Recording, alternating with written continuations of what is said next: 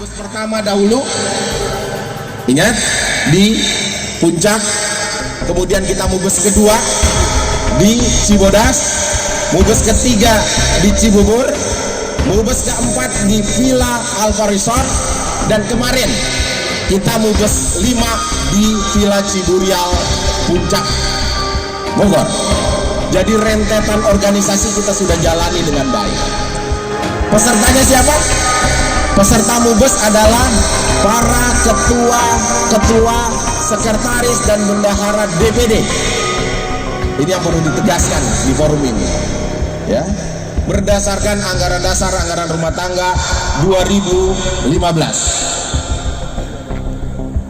Abang-abang sekalian, para peserta, saya lihat banyakkan undangannya nih Bang Yudo ya, dibandingin pesertanya. Karena peserta dalam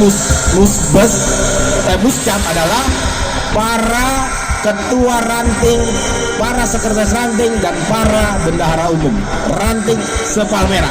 Saya lihat di sini banyak sekali yang hadir, berarti Bang Yudo disupportnya luar biasa. Tepuk tangan Bang Yudo. Kandidatnya hanya Bang Yudo kan? Amin. Saya ingat, kalau ingat Bang Yudo, ingat ayahnya, tokoh yang sangat disegani, dan yang saya ingat dan selalu kenang silaturahmi